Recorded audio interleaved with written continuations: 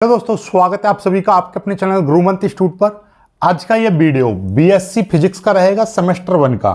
Semester 1 में हमने नया कोर्स स्टार्ट किया था, नया बैच, जिसमें हम मैथमेटिकल फिजिक्स करा रहे थे। तो ये उसका अगला वीडियो है। इससे पहले वाला वीडियो नहीं देखा है तो देख लीजिएगा, ये अभी दूसरा ही वीडियो है, वीडियो नंबर 2। ठीक है, इससे पहले हमने बेसिक चीज़ें आपको बताई थी। सदिश राशियाँ क्या होती हैं, अदिश राशियाँ क्या होती हैं, सदिश क्या होते हैं और अदिश क्या होते हैं। ठीक है, आज हम कराएंगे उससे आगे के टॉपिक, जैसे कि स्थिति सदिश क्या होता है, विस्थापन सदिश क्या होता है, सदिशों को कैसे जोड़ते हैं और सदिशों को कैसे घटाते हैं। ओके, चलिए तो पहले हम समझते हैं कि ये स्थिति सदिश क्या होता है।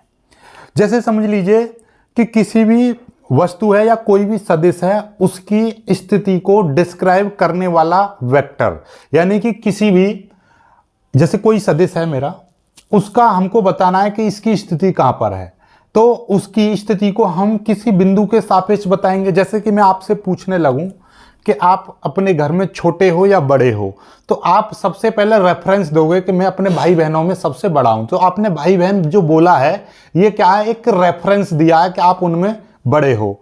या आप कह दोगे नहीं जी मैं तो घर में बड़ा हूं। बड़ा क्यों हो भाई, आप आपसे बड़े आपके पिताजी होंगे, माताजी होंगे, या और भी कोई बड़े हो सकते हैं, दादा दादी। ठीक है, इस तरीके से। लेकिन आपको बताना पड़ेगा, एक रेफरेंस देना पड़ेगा। या मेरी लंबाई बड़ी है, ठीक है, तो मेरी लंबाई लंबी है। किससे लंबी है, कि मेरी लंबाई अपने बहन भाइयों में सबसे लंबी है, लेकिन मेरे फूफा के वो हैं, भाई हैं, उनसे छोटी है। इस तरीके से आपको रेफरेंस देना पड़ेगा कि फलानी चीज से बड़े हो, छोटे हो, इस तरीके से। ठीक है, ऐसे ही यदि मैं आपसे पूछने लगूं कि ये लाइन छोटी है या बड़ी है, तो आप पहले पूछोगे सर, जैसे कि मैंने ये बोल दिया कि ये जो लाइन है ए बी छोटी है या बड़ी है, तो आपको अभी अधूरा डाटा मिला है, क्योंकि मैंने अभी इसका बताया नहीं कि ये किस लाइन से बड़ी या छोटी है।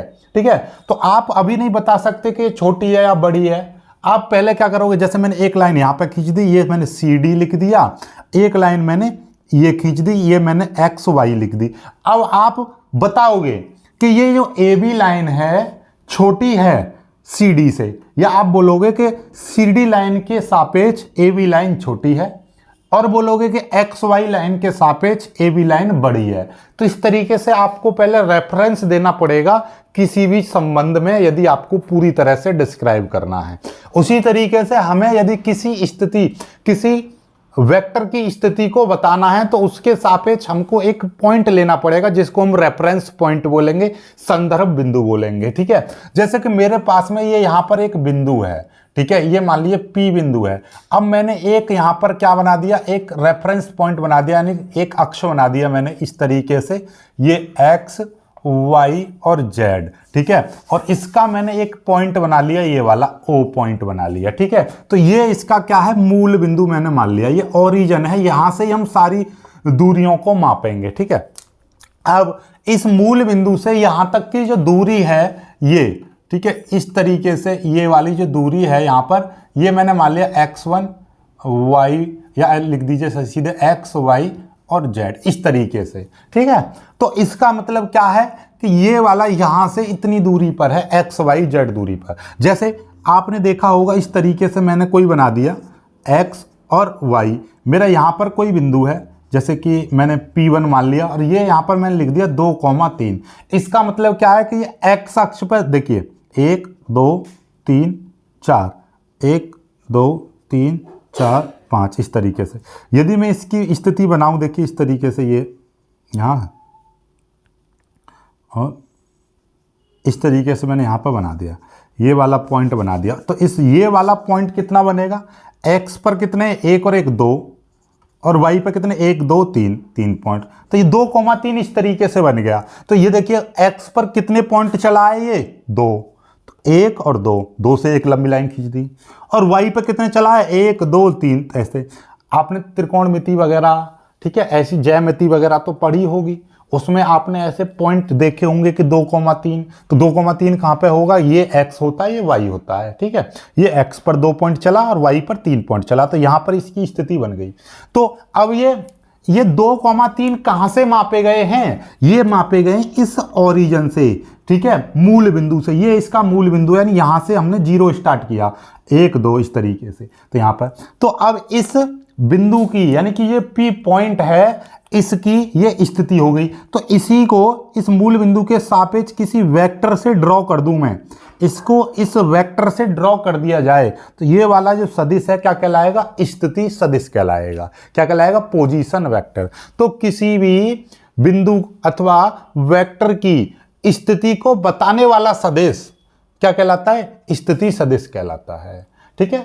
और अब आप पूरी परिभाषा लिखोगे तो मूल बिंदु के सापेक्ष किसी सदिश की स्थिति को, वास्तविक स्थिति को बताने वाला सदिश। ठीक है, मूल बिंदु के सापेक्ष, मूल बिंदु ये है। तो यहां से ऐसे ये वाला जो सदिश है ये क्या कहलाएगा? आपका पोजीशन वेक्टर कहलाएगा। बात समझ में आ गई? एक्स वाई जेड ये क्या है कि एक्स पर कितने पॉइंट आगे है, वाई पर कितने पॉइंट है, इस तरीके से। ठीक है, चलिए ओके, चलिए आगे बढ़ते हैं। ऐसे ही यदि मैं आपसे, देखिएगा एक पॉइंट है, देखिएगा एक मेरे पास में दे रखा है -2,3 ये दे रखा है, इसकी स्थिति कैसे बनाओगे आप? तो देखिएगा जैसे मेरे पास ये 2,3 था, इसी को देखिएगा इसके जो पीछे जो रहेगा ये वाला, ये इस तरीके से मैं बना दे रहा हूं, ध्यान से समझिएगा। 1 2 है तो 1 और ये 2, तो ये -1 होगा, ये -2 होगा। ठीक है, ऐसे ही नीचे लेकर आएंगे तो ये y का माइनस में होगा, लेकिन हमको तो x का -2 चाहिए, तो ये रहा x का -2 हो गया। ठीक है, और y का 3 चाहिए, 1 2 3, तो यानी इस पर इस तरीके से और इस पर इस तरीके से, तो ये वाला जो पॉइंट है -2,3 कहलाएगा। ठीक है, तो ये मैंने मान लीजिए r पॉइंट मान लिया, तो ये वाला सदिश इसका ये हो जाएगा। ठीक है, बात समझ में आ गई? इस तरीके से हम चीज़ों को डिस्क्राइब करते हैं, यानी कि जब हमको पॉइंट मिल जाते हैं तो हम उसकी स्थिति को बता देते हैं।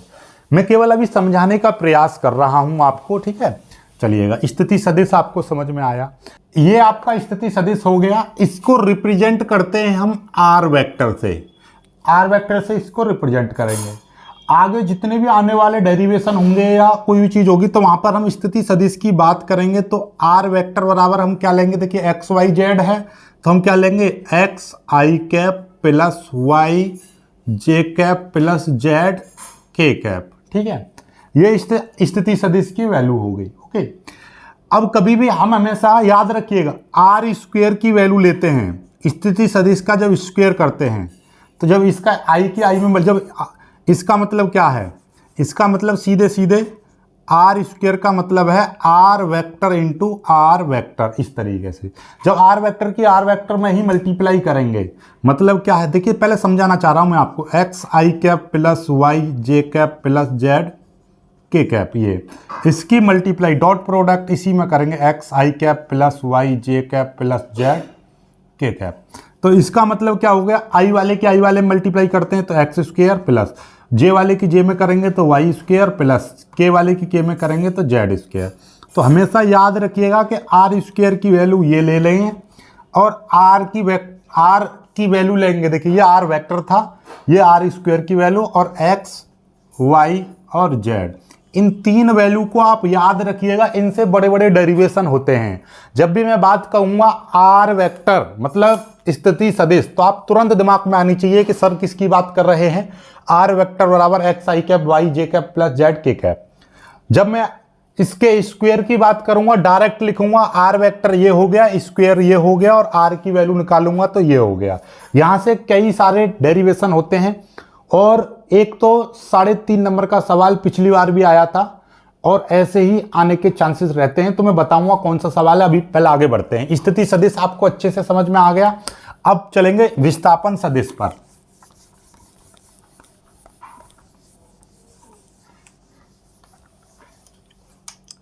देखिएगा, विस्थापन सदिश समझते हैं। विस्थापन सदिश क्या है? जैसे कि हमारे पास समझ लो कि ये है,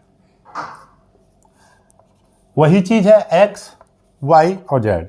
यहां पर मूल बिंदु हो गया, ये किसी एक P1 पॉइंट है, इसका स्थिति सदिश ये है, इसका निर्देशांक x1 y1 और z1, ये इसका निर्देशांक है P1। अब ये R1 वेक्टर पहला सदिश ये है। कुछ समय बाद ये सदिश, यानी कि कोई वस्तु है यहां पर थी, कुछ t1 समय पर यहां पर थी, और t2 समय पर यहां पर पहुंच जाती है। कहां पर? ये P2 पर, x2 y2 और z2 यहां पर पहुंच जाती है। ठीक है, यानी कि जैसे समझ लो एक कोई बच्चा है, वो मेला में है, अभी मेला में किसी ने उसको देखा 11 बजे, तो इस वाले P1 झूले पर था, 11:20 पर देखा तो वो P2 झूले पर पहुंच गया। तो इस दौरान उसका कितना विस्थापन उसने तय किया? तो भैया इतना करा कि P1 पर तो था, P1 पर देखा था T1 समय पर, T2 समय पर P2 पर पहुंच गया। तो कितना अंतर आया? ये वाला अंतर आया, सिर्फ और सिर्फ कौन सा? ये वाला आपका अंतर आया। ये दिस इज कॉल्ड विस्थापन सदिश। यही है आपका विस्थापन सदिश। इसको हम डेल आर वेक्टर से प्रदर्शित करेंगे। ये आपका R2 वेक्टर हो गया, ठीक है। चलिएगा, अब हम विस्थापन निकालेंगे। तो ये है विस्थापन से। देखिए ध्यान से समझ लो, एक चीज इंपॉर्टेंट ये है कि पहले बिंदु से दूसरे बिंदु पर खींचा जाता है, पहले बिंदु से दूसरे बिंदु पर, क्योंकि हमको पता है कि पहले बिंदु से दूसरे बिंदु पर गया, पहले बिंदु पर से दूसरे बिंदु पर गया, ठीक है। तो अब ये विस्थापन सदिश हमारा क्या है? P1 P2। तो यहां पे लिखेंगे पहले तो देखिएगा नॉर्मल विस्थापन निकालेंगे हम, विस्थापन तो वो हो जाएगा P1 P2, ठीक है, बराबर क्या हो जाएगा? बराबर P1 P2 हम निकालेंगे तो क्या है? अंतिम स्थिति में से प्रारंभिक स्थिति घटाते हैं, तो यहां पे लिखेंगे O P2 minus O P1। अब ये वेक्टर है, ठीक है। विस्थापन, ये तो नॉर्मल विस्थापन हो गया। अब हम यहां पे विस्थापन सदिश लिखेंगे, तो P1 P2 वेक्टर हमको क्या पता चल रहा है? क्योंकि वो T1 समय पर P1 पॉइंट पर देखा गया, फिर T2 समय पर कुछ समय बाद वो P2 स्थिति पर देखा गया। तो पहले यहां पर देखा गया था P1, फिर P2 पर पहुंच गया। तो ये अब इसका विस्थापन निकालेंगे कैसे? क्योंकि हम सारी दूरियां O से माप रहे हैं, तो O से P1 की दूरी कितनी? P1 और ये O P2। तो हमेशा अंतिम में से प्रारंभिक स्थिति घटाते हैं, अंतिम में से। तो O P2 minus O P1 ये वेक्टर। तो इसीलिए यहां पर डेल्टा R वेक्टर बराबर O P2 यानी कि R2 vector minus O P1 यानी कि R1 वेक्टर, ठीक है। समझ में आया कि नहीं आया? इसको डेल्टा R लिख दो, या आप इसको R वेक्टर भी लिख सकते हो यहां पर, वे विस्थापन सदिश, या हम इसको और R वेक्टर भी लिख सकते हैं। अब यहां पर ये क्या हो गया? R2 minus R1 vector. हमेशा याद रखिएगा, इस तरीके से हम विस्थापन सदिश निकालते हैं। ओके, चलिएगा, अब आपको अच्छे से समझ में आ गई होगी स्थितियां, ठीक। चलिएगा, ये मिटा दे रहा हूं यहां तक तो कोई दिक्कत है नहीं, ठीक है। अब यदि मैं यहां से निकालना चाहूं तो क्या हो जाएगा? R2 की वैल्यू ये है, तो X2 minus X1, Y2 minus Y1 और Z2 माइनस Z1, ये स्थिति सदिश निकल जाएगा, ठीक है। विस्थापन सदिश के जब सवाल बताएंगे तब आपको समझ में आ जाएगा।